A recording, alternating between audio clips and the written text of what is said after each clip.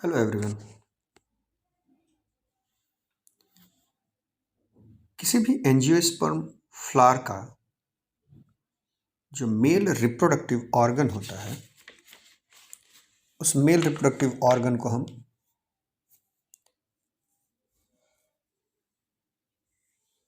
Androecium बोलते हैं। Androecium actually 3 parts से मिलकर बना होता है: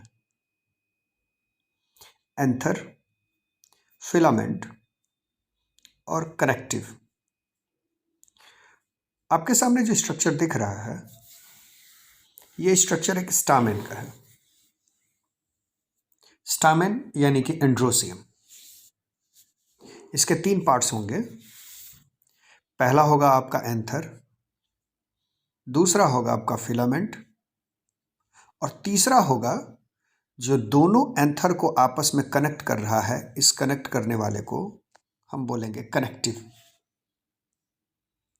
एंथर सबसे ऊपर वाला हिस्सा होता है।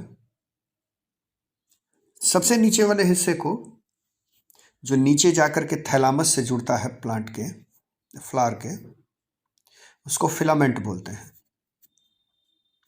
और एंथर जो 2 लोब्स से मिलकर बना होता है, पहला लोब और दूसरा लोब, इन दोनों लोब को बीच में कनेक्ट करने वाले को कनेक्टिव बोलते हैं। तो इस तरीके से हम अगर देखें तो स्टामेन के बेसिकली 2 स्ट्रक्चर हैं। एक स्ट्रक्चर अलग से हम कंसीडर कर सकते हैं और वो स्ट्रक्चर होगा हमारा कनेक्टिव का। वरना बेसिकली 2 स्ट्रक्चर्स होंगे, एक एंथर, एक फिलामेंट। ऊपर वाला हिस्सा जिसके अंदर मेनली पॉलन ग्रेन कंटेंट रहता है, उसको हम एंथर बोलते हैं। इस पूरे हिस्से के अंदर पॉलन ग्रेन पाया जाता है, इसको एंथर बोलते हैं। और फिलामेंट केवल और केवल जोड़ने का काम करता है इस एंथर को नीचे बेस में मौजूद, प्रॉक्सिमल एंड पर मौजूद थैलामस के साथ या फिर पेटल्स के साथ। जब यही चीज़ पेटल्स के साथ जुड़ जाती है, यानी स्टामेन जब पेटल्स के साथ जुड़ जाता है, तो इसको हम एपिपेटाइलस बोलते हैं।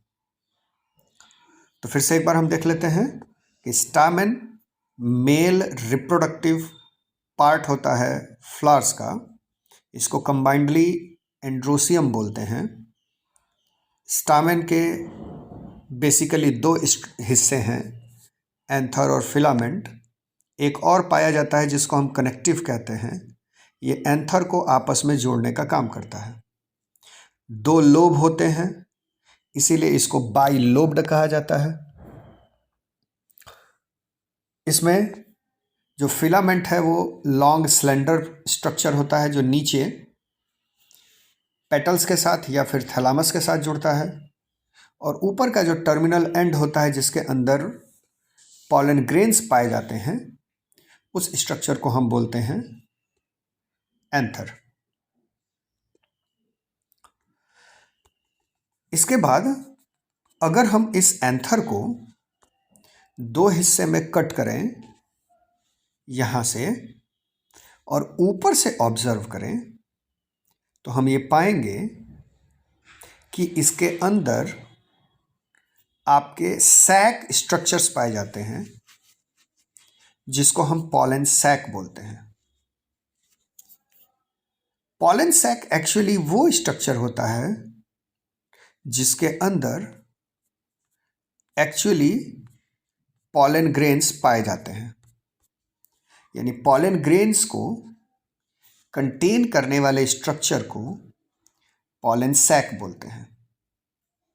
पॉलन सैक्स को अलग अलग करने वाली लाइंस लाइन ऑफ डेहिसेंस कहलाती हैं। यानी अगर एंथर का हम एक क्रॉस सेक्शन काटें और ऊपर से ऑब्जर्व करें, तो हमें 4 लोब स्ट्रक्चर्स दिखाई देते हैं।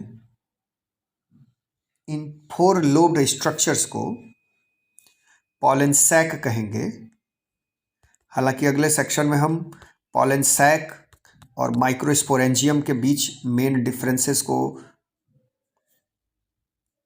आइडेंटिफाई करेंगे। यहाँ फिलहाल हमें ये देखना है कि अगर हम एंथर को एक क्रॉस सेक्शन में काटते हैं तो हमारे सामने सैक लाइक स्ट्रक्चर्स दिखाई देंगे जिनके अंदर कंटेन होता है पॉलन ग्रेन। इन सैक लाइक स्ट्रक्चर्स को हम पॉलन सैक बोलेंगे और पॉलन सैक को एक दूसरे से अलग करने वाली लाइंस लाइन ऑफ डेहिसेंस कहलाती हैं। यानी कुल मिला के अगर हम एंथर को, फिलामेंट को या कंप्लीटली इंटायर स्टामेन को एक्सप्लेन करें तो हम कह सकते हैं कि स्टामेन किसी भी फ्लावर का मेल रिप्रोडक्टिव यूनिट होता है, किसी भी प्लांट का, किसी भी एंजियोस्पर्म का, जिसके मेनली दो हिस्से होते हैं, बेसिकली दो हिस्से होते हैं। पहला हिस्सा होता है हमारा लंबा सिलेंड्रिकल स्ट्रक्चर जिसको हम फिलामेंट कहते हैं, और दूसरा हिस्सा होता है बाइलोब्ड टर्मिनल स्ट्रक्चर जिसको हम एंथर बोलते हैं। फिलामेंट का जो प्रॉक्सिमल एंड है, नीचे वाला बेस एंड है, वो नीचे थैलामस से या फिर पेटल्स से जुड़ा होता है। पेटल्स से जुड़ने के कारण इसको हम एपीपेटालस बोलते हैं।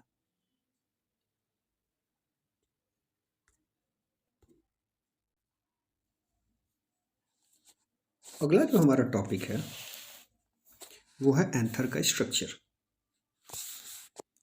एक टिपिकल एंथर बाइलोब्ड स्ट्रक्चर होता है, जैसा कि पीछे आपको बताया गया, जिसके थेका को एक ग्रूव अलग करता है। अगर हम क्रॉस सेक्शन में देखें तो हम ये पाते हैं कि एंथर एक टेट्रागोनल स्ट्रक्चर है जिसमें दोनों लोब्स मिलाकर 4 माइक्रोस्पोरेंजिया होते हैं। यहां सामने जो स्ट्रक्चर दिया गया है आपके, ये स्ट्रक्चर एक मैच्योर एंथर का स्ट्रक्चर है। इसमें पहला जो स्ट्रक्चर है वो एक यंग एंथर का है। उस यंग एंथर के एक पोर्शन को इनलार्ज करके दिखाया गया है, और लास्ट वाला जो है वो एक मैच्योर एंथर है। तो मैंने बताया कि एक टिपिकल एंथर बाइलोब्ड स्ट्रक्चर होता है। एक ग्रूव के द्वारा उसके थेका को अलग किया जाता है। अगर क्रॉस सेक्शन में देखें तो एंथर एक टेट्रागोनल स्ट्रक्चर होता है और 4 माइक्रोस्पोरेंजिया इसके अंदर पाए जाते हैं। जब डेवलपमेंट होता है तो बाद में यही 2 माइक्रोस्पोरेंजिया फ्यूज होकर के पॉलन सैक बनाते हैं। किसी भी मैच्योर एंथर में 2 ही पॉलन सैक पाए जाते हैं। बात अगर स्ट्रक्चर की करें तो माइक्रोस्पोरेंजियम सर्कुलर स्ट्रक्चर का होता है। ये जो माइक्रोस्पोरेंजियम है ये सर्कुलर स्ट्रक्चर का होता है। इस सर्कुलर स्ट्रक्चर के चारों तरफ एक प्रोटेक्टिव कवरिंग होती है जो 4 लेयर्स से मिलकर के बनी होती है। फिर से एक बार देखें हम तो एंथर के अंदर पाया जाने वाला माइक्रोस्पोरेंजियम सर्कुलर स्ट्रक्चर का होता है और चारों तरफ से स्ट्रक्चर से घिरा होता है। इसमें 4 वॉल लेयर्स पाई जाती हैं। पहली जो लेयर है सबसे बाहरी वाली सिंगल लेयर, उसको हम एपिडर्मिस लेयर कहते हैं। दूसरी जो लेयर है उसको हम एंडोथेसियम कहते हैं। बीच में मिडिल की जो लेयर्स हैं वो 2 से 4 लेयर तक मोटी होती हैं और डिफरेंट टाइप की सेल्स से मिलकर के बनी होती हैं। चौथी और जो सबसे अंदर की लेयर है वो चौथी और सबसे अंदर की लेयर बड़ी होती है, डिप्लॉयड या पॉलीप्लॉयड होती है, और साथ ही साथ बाई न्यूक्लिएट या मल्टी न्यूक्लिएट हो सकती है। इस अंदर वाले स्ट्रक्चर को, अंदर वाली संरचना को हम टेप्टम बोलते हैं। अंदर वाले स्ट्रक्चर को हम टेप्टम बोलेंगे। टेप्टम डेवलप हो रहे माइक्रोस्पोर को, माइक्रोस्पोर यानी कि हमारा पॉलन ग्रेन, तो टेप्टम जो पॉलन ग्रेन है हमारा और डेवलपिंग स्टेज में है, उसको नरिशमेंट प्रोवाइड करता है। बाकी जो 3 लेयर्स हैं, फिर से एक बार चारों लेयर्स का मैं नाम बोल दे रहा हूं। पहली जो सबसे बाहरी लेयर है, सिंगल लेयर, उसको एपिडर्मिस कहते हैं। दूसरी वाली जो लेयर है उसको एंडोथेसियम बोलते हैं। तीसरी वाली लेयर 2 से 4 सेल्स की होती है, मिडिल लेयर बोलते हैं उसको। और सबसे अंदर वाली जो पॉलीप्लॉयड या डिप्लॉयड या फिर बाइन्यूक्लिएट और मल्टी न्यूक्लिएट सेल्स से मिलकर के बनी होती है चौथी लेयर, अंदर वाली लेयर, उसको टेप्टम बोलते हैं। टेप्टम का मेन फंक्शन होता है जो माइक्रोस्पोर है, माइक्रोस्पोर यानी कि हमारा पॉलन ग्रेन, उसको नरिशमेंट प्रोवाइड करना। बाकी की जो 3 लेयर्स हैं, एपिडर्मिस, एंडोथेसियम या 2 to 4 लेयर्स की बनी हुई सेल्स, ये 3 लेयर्स प्रोटेक्शन देने का काम करती हैं पॉलन ग्रेन को। यानी टेप्टम का मेन फंक्शन है माइक्रोस्पोर यानी पॉलन ग्रेन को नरिशमेंट देना, और बाकी की 3 लेयर्स का काम है पॉलन ग्रेन को प्रोटेक्शन देना। जब एंथर यंग होता है तो उसके अंदर माइक्रोस्पोरेंजियम जो है वो स्पोरोजिनस टिश्यूज का फॉर्मेशन करता है। जबकि जब मैच्योर हो जाता है यही माइक्रोस्पोरेंजियम, जब मैच्योर हो जाता है, एंथर जब मैच्योर हो जाता है, तो उसके अंदर का माइक्रोस्पोरेंजियम फ्यूज होकर के और पॉलन सैक में कन्वर्ट हो जाता है। जब मैच्योर होता है